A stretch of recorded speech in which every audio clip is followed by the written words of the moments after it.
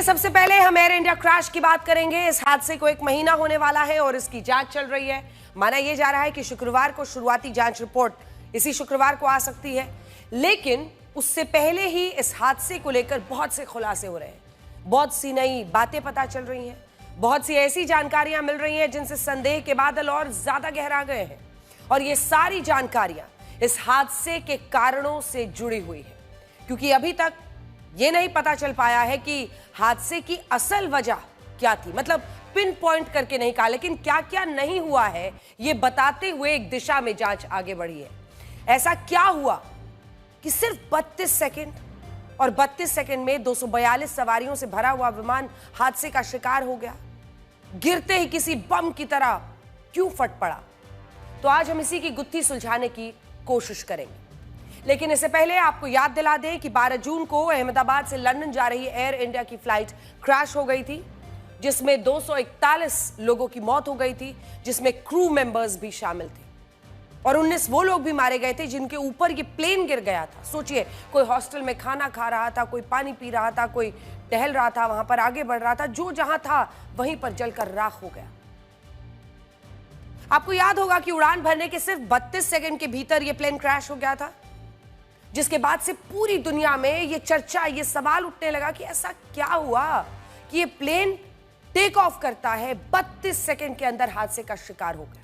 तब से लगातार तरह तरह के कयास लग रहे थे, अलग अलग बातें हो रही हैं। कहीं उस बोइंग कंपनी पर सवाल उठ रहे थे जिसका ये प्लेन था, कोई इंजन फेलियर की बात कर रहा था, तो कोई पायलट पर ही सवाल खड़े कर रहा था। ये पूरी दुनिया में हो रहा है, अभी तक हो रहा है। यहां तक कि यूट्यूबर्स भी, तमाम ऐसे पुराने पायलट्स जो रह चुके हैं, एक्स पायलट्स, वो भी वीडियो बना बनाकर खूब व्यूज बटोर रहे हैं, क्योंकि एक बहुत बड़ी घटना थी। लेकिन अब इस प्लेन क्रैश की जांच रिपोर्ट आने वाली है। भारत का एयरक्राफ्ट एक्सीडेंट इन्वेस्टिगेशन ब्यूरो यानी कि AAIB इसकी जांच कर रहा है और उसकी शुरुआती रिपोर्ट माना जा रहा है 11 जुलाई को रिलीज हो सकती है, क्योंकि यह नियम है कि एविएशन एक्सीडेंट के केस में हादसे से 30 दिन के अंदर पहली रिपोर्ट आ जानी चाहिए।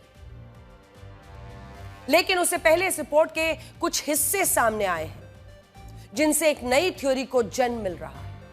विस्तार से आपको बताते हैं। एक एविएशन जर्नल है, मशहूर एविएशन जर्नल, जिसका नाम है द एयर करंट। इसी एविएशन जर्नल ने इस जांच में शामिल बहुत से लोगों से बात की और उनसे फिर सूत्रों के आधार पर यह रिपोर्ट पब्लिश की है। इस एयर करंट जो जर्नल है, उसको सूत्रों ने बताया है। ऐसा लग रहा है कि जो रिपोर्ट आने वाली है उसका एक्सेस इस एयर करंट जर्नल को मिला है, क्योंकि उसको सूत्रों ने बताया है कि अभी तक की जांच के हिसाब से किसी मैकेनिकल, किसी तरह की डिजाइन इशू, मतलब जो उसका डिजाइन था उसकी वजह से हादसा नहीं हुआ है। यह भी बताया गया है कि हादसे का कारण इंजन फेल होना भी नहीं दिख रहा है, तो इंजन फेल भी नहीं हुआ। हादसे के बाद के जो एनालिसिस है उससे पता चलता है कि फ्यूल फैल गया हो या एयरक्राफ्ट के फ्लैप पूरी तरह से ना खुले हो, नहीं, ऐसा भी नहीं है। यानी थ्योरी यह बन रही है कि इन वजहों से एक्सीडेंट हुआ नहीं। ऐसे हादसों में अक्सर ये जो फैक्टर्स हैं, यही प्रमुख कारण माने जाते हैं। लेकिन अब तो ये सारे हादसे के कारण नहीं माने जा रहे हैं, तो फिर हादसे का कारण है क्या? किसी वजह से तो हादसा हुआ होगा, इसीलिए कहा जा रहा है कि जांच का पूरा focus engine fuel control switch की तरफ चला गया है। अब ध्यान से सुनिएगा, जो रिपोर्ट आने वाली है और जो लोग जांच में गहन तरीके से डूबे हुए हैं, उन सूत्रों से इस जर्नल द एयर करंट की रिपोर्ट के मुताबिक इस जर्नल की रिपोर्ट में लिखा गया है कि जांच में यह थ्योरी भी ध्यान में रखी गई है कि कहीं कॉकपिट में मौजूद फ्यूल कंट्रोल स्विच को गलती से बंद तो नहीं कर दिया गया था। यह हम आपको वही दिखा रहे हैं इस वक्त स्क्रीन पर, क्योंकि ये तस्वीरें भी बाकायदा उसमें डाली गई हैं। लेकिन साथ ही यह लिखा गया है कि फ्लाइट के दौरान इन स्विचेस को बंद किया गया था या नहीं, इसका पूरी तरह से विश्लेषण करने में कई महीनों का वक्त अभी लग सकता है। यानी जो 1 महीने की रिपोर्ट है उसमें यह नहीं आएगा। लेकिन अभी तक की जांच में जब बड़ी पैमाने जो थे, जो बड़े कारण थे, उन पर क्रॉस लग गया है, तो उसके बाद सारा focus in fuel control switches पर आ गया है।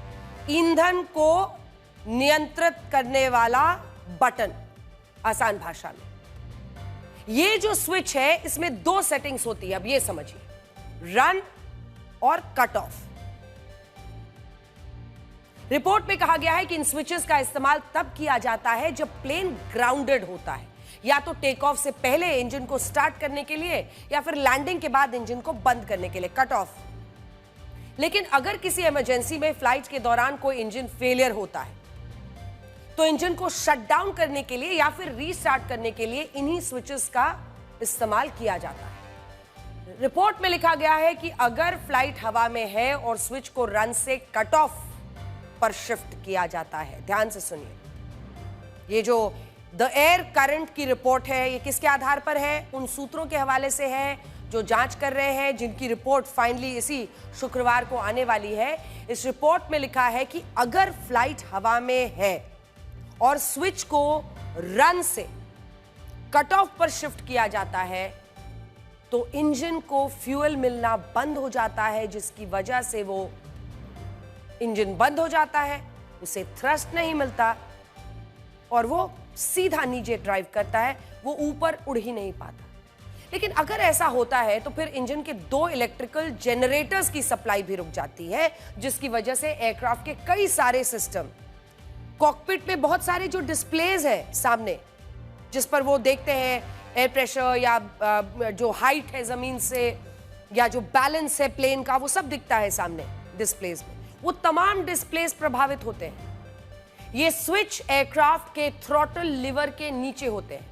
एक बार फिर से अगर वो तस्वीर हम दिखा दें, ये देखिए, ये जो स्विचेस हैं ये थ्रॉटल लिवर के नीचे होते हैं ताकि गलती से उन पर कोई हाथ ना पड़ जाए, इसका ध्यान रखा गया है, ऐसी गलती ना हो इसके लिए बहुत सारे चेक्स एंड बैलेंसेस हैं। स्विच का अपना मेटल स्टॉप लॉक होता है, अगर इस स्विच का इस्तेमाल करना होता है तो क्रू को उसे उठाकर हटाना पड़ता है।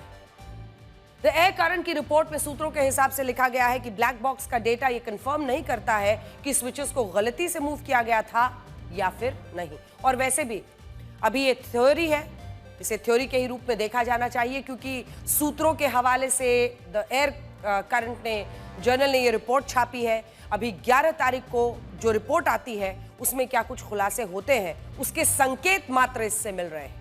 इस रिपोर्ट में साफ लिखा गया है कि ये जानने में महीनों लगेंगे कि कहीं हादसा इस गलती की वजह से तो नहीं हुआ। कुल मिलाकर अभी भी इस हादसे की जांच चल रही है, लेकिन जो बड़े पैमाने हैं जिसमें डिजाइन हो या इस कॉकपिट की बात हो रही है या इंजन की बात हो रही है, उसके फेलियर से इनकार किया जा रहा है। इसकी शुरुआती रिपोर्ट 11 जुलाई को आने की उम्मीद है। इस रिपोर्ट में क्या निकल कर आएगा इस पर हमारी नजर बनी रहेगी। लेकिन अब ये बात सुनिए, क्योंकि हमने इसके बाद सोचा कि इसकी गहन जांच करनी जरूरी है कि क्या जो शुरुआती रिपोर्ट में आता है वही अंतिम रिपोर्ट में आता है या फिर मामला पलट भी जाता है। ऐसा ही एक हादसा अक्टूबर 2018 में इंडोनेशिया में जावा के समंदर में भी हुआ था।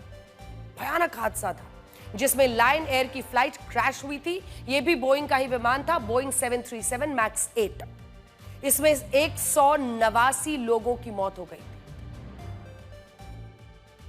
189 लोगों की मौत। शुरुआती जांच में इसमें पायलट की गलती का एंगल आया था, जैसा अभी स्विचेस की बात हो रही है। लेकिन बाद में जब जांच आगे बढ़ी तो पता चला कि इसमें बोइंग के डिजाइन की खामी है और इसके अलावा मैन्यूवरिंग कैरेक्टरिस्टिक्स ऑगमेंटेशन सिस्टम यानी MCAS का भी रोल सामने आया, क्योंकि जांच से पता चला कि एक सेंसर ने गलत डेटा दे दिया था, जिसकी वजह से MCAS ने पायलट के इनपुट को नजरअंदाज किया और खुद ही टेल नोज डाउन कर दी।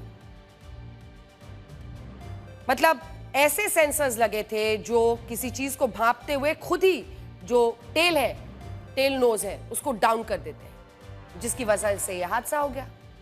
यह सब कुछ बाद में पता चला। तो शुरुआती रिपोर्ट और 1 साल के दरमियान में जब जांच पूरी होती है, इतने में मामला पलट भी सकता है, जबकि पायलट को उस दौरान टेल नोज को अप रखना था। ऐसा नहीं हुआ तो प्लेन का एक्सीडेंट हो गया। मतलब सेंसर के हिसाब से प्लेन ने, बोइंग के इस विमान ने खुद ही टेल नोज नीचे कर दिया, पायलट की बात नहीं मानी। अब अगला ऐसा ही एक और मामला है। दूसरा हादसा इथियोपियन एयरलाइंस का भी हुआ था मार्च 2019 में। इथियोपिया में हुआ था, 157 लोग मारे गए थे। ये मलबा देखकर ही सिहर जाता है इंसान और रूह कांप जाती है जब अहमदाबाद की वो तस्वीरें याद आती हैं, जब 12 जून को इसी साल ये हादसा हुआ था। अब फिर 12 तारीख को 1 महीना पूरा होगा। इथियोपियन एयरलाइंस के इस हादसे में 157 लोग मारे गए थे। इसमें भी लाइन क्रैश जैसा ही हादसा जो हाल हुआ था। यहां भी सेंसर ने गलत डेटा दिया, सेंसर ने गलत इंफॉर्मेशन दी। जैसे उस विमान में आपने देखा टेल नोज पीछे नीचे हो गया था, खुद ही हो गया था, सेंसर ने इनपुट दिया, उसी के आधार पर हो गया। यहां भी सेंसर ने इस इथियोपियन एयरलाइंस में गलत डेटा दे दिया सेंसर ने, जिसकी वजह से मैन्यूवरिंग कैरेक्टरिस्टिक्स ऑगमेंटेशन सिस्टम यानी MCAS एक्टिव हुआ और यह हादसा हो गया। इसीलिए अभी कुछ कहा नहीं जा सकता कि एयर इंडिया का ये प्लेन क्रैश किस वजह से हुआ। क्या सारा का सारा अभी से ही दोष उस फ्यूल स्विच पर डाला जा सकता है और वहां पर गलती हुई थी, या फिर बाद में डिजाइन को लेकर? क्योंकि यह जानना जरूरी है, शुरुआती रिपोर्ट और अंतिम रिपोर्ट के बीच में भी क्या जानकारियां पलट सकती हैं? तो हां, हमारी रिसर्च यही बताती है कि जानकारी पलट सकती है, लेकिन कई मामलों में टिक भी सकती है। इसीलिए इंतजार करना होगा। डिटेल जानकारी पूरी जांच के बाद ही सामने आ पाएगी। तब तक किसी भी तरह का कयास लगाना सही नहीं होगा। लेकिन रिपोर्ट ने जो कुछ कहा है उसके मुताबिक हमने आपको पूरी जानकारी दे दी।